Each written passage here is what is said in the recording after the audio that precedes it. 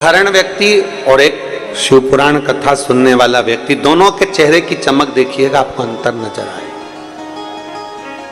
आप यहां पर आई हुई जीजियों को, जीजाओं को, मेरी बेटियों को, मेरे बेटाओं को, मेरी माताओं को, जो ऊपर नीचे सब दूर बैठे हैं, इनको देखिए। जो आस्था चैनल पर कथा सुन रहे हैं उनको देखिए, जो फेसबुक के ऊपर कथा सुन रहे हैं उनको देखिए, और एक साधारण से व्यक्ति को देखिए। दोनों में अंतर दिखेगा, दोनों में।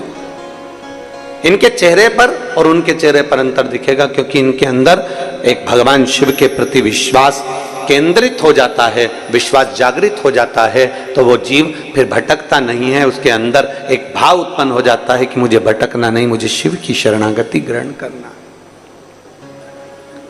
और शिव शरणागति के बराबर कोई सुख नहीं।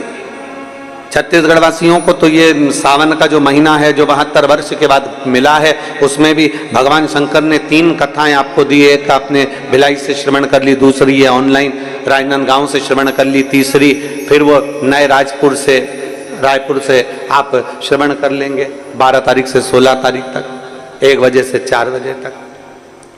तो ये कहीं शिव भक्ति का एक आनंद है। रिफाइनरी में पहुंचा तेल, रिफाइनरी में 90 लीटर तेल बचा, क्योंकि 10 लीटर उसमें कचरा था। उसी तरह हमारे जीवन में भी बहुत कचरा समाया हुआ है। क्रोध रूपी कचरा है, अहंकार रूपी कचरा है, आसक्ति रूपी कचरा है, वासना रूपी कचरा है, तृष्णा रूपी कचरा है, निंदा रूपी कचरा है।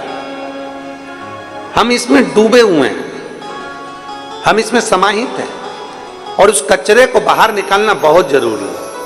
उस कचरे को निकलना बहुत जरूरी है। जब ये कचरा बाहर निकल जाता है, ये कचरा जब समाप्त हो जाता है, तो एक आनंद अपने भीतर खुद ही बढ़ जाता है। और शंभु शरणे मांगू घड़ी रे दुख काटो, दया करीन दर्शन ओ शंभु शरणे मांगू घड़ी रे दुख काटो, दया करीन दर्शन।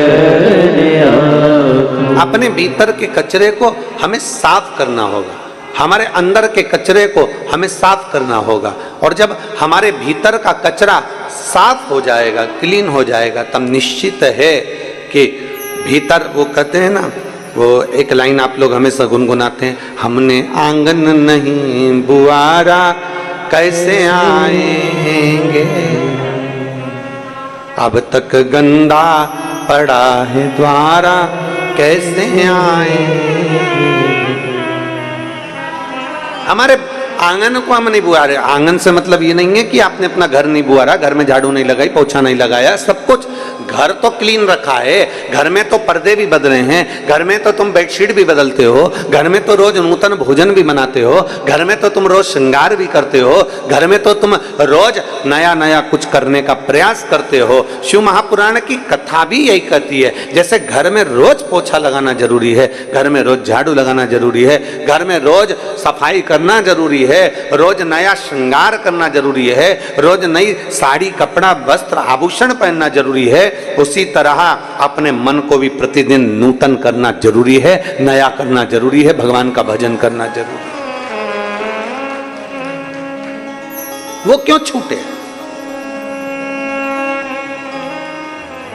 और जब हमारे भीतर का अहम, हमारे भीतर का अहंकार, जब हमारे भीतर की आसक्ति, जब हमारे भीतर की तृष्णा, लोभ, ये सब समाप्त ही नहीं होता, तब तक परमात्मा मिल भी नहीं सकता। बहुत कठिन है महाराज। इसीलिए तो शास्त्र कहता है कि त्रेता में, सतयुग में यज्ञ से, अनुष्ठान से, साधना से, भजन से, आदिक तप साधना से प्रभु मिल जाते थे। पर कलयुग केवल एक ऐसा है कि जिसमें कलयुग केवल नाम धारा और सुमर इस कलयुग में केवल एक नाम की आधारशिला है। आप जितना भजेंगे, आप जितना स्मरण करेंगे, उतना आपको सुख का अनुभव हो जाएगा। पर दिक्कत तो यही है ना कि व्यक्ति जपता तो है पर छलबस जपता। भगवान का नाम जपता जरूर है, ऐसा नहीं कि संसार में कौन नहीं जपता। आप पूरे जाकर देखो, बड़े बड़े तीर्थों में देखिए, बड़े बड़े नदियों के तट पर देखिए, बड़ी बड़ी नदियां, तालाब, सरोवर, कुंड, बावड़ी, मंदिर, देवालय, शिवालय, और आपके नगर में भी जाकर देखिए, सारा भरा पड़ा है। लोग बहुत प्रेम से भगवान का नाम जप रहे हैं। कोई भगवान का राम नाम जप रहा है, कोई कृष्ण नाम जप रहा है, कोई शिव नाम जप रहा है, कोई देवी का नाम जप रहा है, उसकी मर्जी पड़े वो जप रहा है, जिस भाव से उसको जप।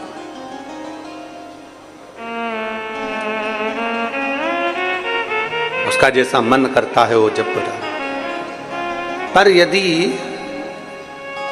100 लोग उठाए जाएं और 100 लोग उठाने के बाद अगर उनमें से छांटा जाए कि इनमें से सही भजन कितने करें,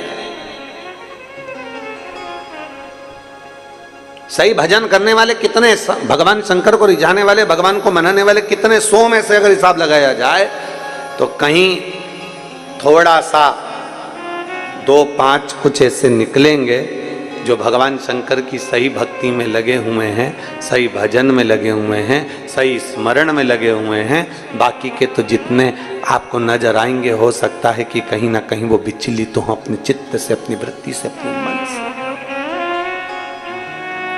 विचलित। कहीं अगर भगवान शिव की कृपा आप पर हुई है, भगवान शंकर की करुणा हुई है, आप शिव मंदिर तक जा रहे हैं, आप शंकर का गुणगान कर रहे हैं, आप शंकर जी के मंदिर में 1 लोटा जल समर्पित कर रहे हैं, आप भगवान देवादिदेव महादेव को रिझाने का प्रयास कर रहे हैं, तो ये मान कर चलो कि कहीं शिव तत्व की बड़ी कृपा हुई है आप पर, भगवान शंकर की बड़ी करुणा, बड़ी करुणा। हमने पहले दिन भी कथा में कहा था, आज फिर कहते हैं, अपने घर जाकर अपनी नजर जरूर उतरवा लेना कि भगवान शंकर की कितनी कृपा आप लोगों पर हुई, इसका कोई वर्णन नहीं, कितनी करुणा।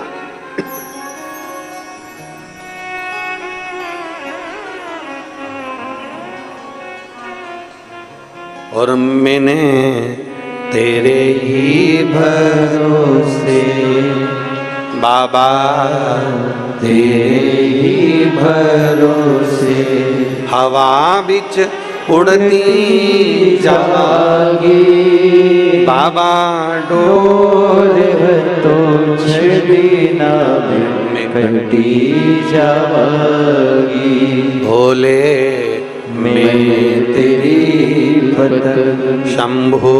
काम ना करिए, देखा देखी में एक बार काम बिगड़ता है तो बिगड़ता ही जाता है।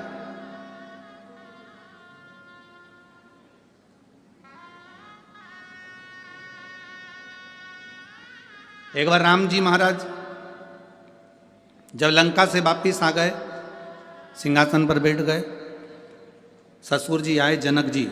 जनक जी ने अपने राम जी से कहा, मेरा बेटे, मेरे जमाई आप लोगों लंका पर विजय प्राप्त कर कर आए हैं। जितने भारत के भूमि के, इस विश्व के लोग जितनी कथा, मेरे जमाई लंका को जीत कर आए हैं। मेरा मन है कि जनकपुरी में इनका भोजन भंडारा किया जाए। नियम क्या होता है, इनके लिए लंगर जल किस जगह पर रख दिया जाए लाकर, थोड़ा सा कि जीवन में कभी संपदा की कमी ना हो।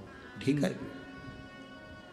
कावड़ जनक जी ने हाथ जोड़कर कहा भगवान राम जी से, आप लंका जीत कर आए हैं तो मेरा मन है आप नहीं लिया जाए। जनकपुरी में भोजन करने आए तो लक्ष्मण जी, भरत जी, शत्रुघ्न जी, उर्मिला, मांडवी, सुकीर्ति, सीता सबको लिया। मेरी बेटियां आ जाएंगी पीछे भोजन करने के लिए, मेरे चारों दामाद आ जाएंगे। पार कर उसको वापिस नहीं लाते। वहीं पर हनुमान जी बैठे हुए थे। हनुमान जी ने देखा कि जनक जी ने सबको भोजन करने बुलाया, पर मुझे नहीं बुलाया। हनुमान जी जनक जी के पास नहीं होती है, ऐसे ऐसे हिलने लगे।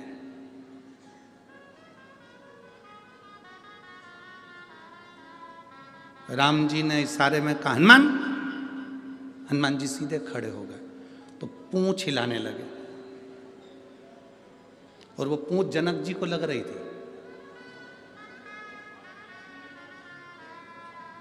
लक्ष्मण जी ने जो देखा हनुमान जी को, तो हनुमान जी ने पूंछ हिलाना बंद कर दी, एकदम सीधी। हनुमान जी सीधी पूंछ कर कर जनक जी की ओर मुंह करके खड़े हो गए। राम जी ने पूछा, क्या हो क्या रहा है तुझको हनुमान? हनुमान जी कुछ नहीं बोले, और जनक जी से बोले, तुमने राम जी को भोजन करने बुलाया, लक्ष्मण जी को भोजन करने बुलाया, भरत जी को भोजन करने बुलाया, शत्रुघ्न जी को भोजन करने बुलाया, उर्मिला, मांडवी, श्रुतकीर्ति सबको भोजन करने बुलाया। और हमारे कारण तो विजय मिली, सारे बंदरों ने साथ दिया और तुमने हमको ही भोजन करने नहीं बुलाया। जनक जी बोले गलती हो गई। जनक जी ने कहा राम आते आते हनुमान जी को भी ले आना। ठीक है, अब जितने बंदर खड़े थे ना सब आ गए जनक जी के पास। हम कहां से आए, अकेले हनुमान, हम भी तो हैं। जनक जी ने कहा राम आओ तो इन सारे बानरों को ले आना हो। जनक जी तो कहकर चले गए। राम जी ने रात को अर्जेंट मीटिंग बुलाई, हनुमान जी को बुलाया, बंदरों को बुलाया। हनुमान जी से कहा देख हनुमान, शादी होने के बाद पहली बार मैं ससुराल में जीमने के लिए जाऊंगा, भोजन करने जाऊंगा, मेरी इज्जत मत गिरा देना। तुम बंदर हो, ध्यान रखना, आराम से बैठकर खाना। जितने बंदर जा रहे हैं इन सबको समझा दे। हनुमान जी ने कहा तुम चिंता मत करो, जैसे तुम्हारी ससुराल वैसे हमारी ससुराल।